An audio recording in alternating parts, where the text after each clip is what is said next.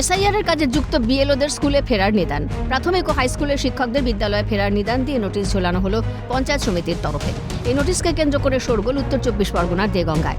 দেখা যাচ্ছে পঞ্চায়েত সমিতির লেটার প্যাডে রীতিমতো সই রয়েছে পঞ্চায়েত সমিতির সভাপতি এবং পঞ্চায়েত সমিতির শিক্ষা কর্মাধ্যক্ষের। সংশ্লিষ্ট শিক্ষক শিক্ষিকাদের পঞ্চায়েত সমিতি কি এমন নোটিশ দিতে পারে? প্রশ্ন তুলে ইতিমধ্যেই সোশ্যাল মিডিয়ায় সরব হয়েছে সংগ্রামী যৌথ মঞ্চ। এই বিষয়ে পঞ্চায়েত সমিতির শিক্ষা কর্মাধ্যক্ষ বলেন, শিক্ষক শিক্ষিকাদের বিএলওর কাজে নিযুক্ত করায় ব্লকের প্রতিটি প্রাথমিক বিদ্যালয়ের শিক্ষা ব্যবস্থা ভেঙে পড়েছে। এই বিষয়টিকে মাথায় রেখেই এই নোটিশ। এখানকার প্রাথমিক স্কুল হাই স্কুলে যে শিক্ষক কম থাকার জন্য ক্লাস হয়নি। বিশেষ করে প্রাথমিক শিক্ষা ব্যবস্থা তো পুরো ভেঙে দিয়েছে এসআইআর এর জন্য, কারণ প্রতিটা মাস্টারকে বিএলও ডিউটি দিয়েছে। এখন বিএলওর ডিউটিটা কমে গেছে, বিএলওদের এখন কাজ নেই, যার জন্য আমরা আমাদের দায়িত্ব এবং কর্তব্য পড়ে এলাকার শিক্ষা ব্যবস্থাকে সঠিক রাখা, চালু রাখা। কারণ এলাকার যারা ভবিষ্যৎ, আগামী দিনে যারা ভবিষ্যৎ, তাদেরকে তৈরি করতে হবে।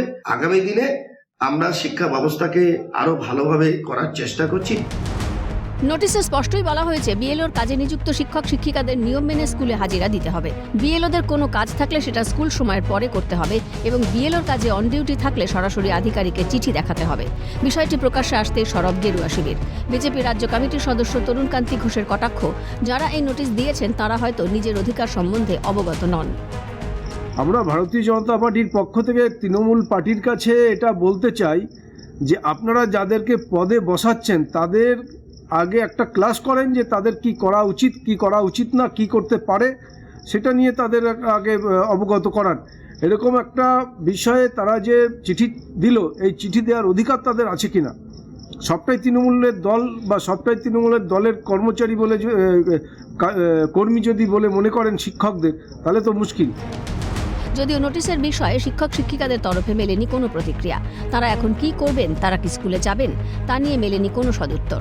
তবে পঠন পাঠনের বিষয়টিকেও যে গুরুত্ব সহকারে দেখা উচিত তা বলাই বাহুল্য। পঙ্কজ বিশ্বাসের রিপোর্ট, ক্যালকাটা নিউজ।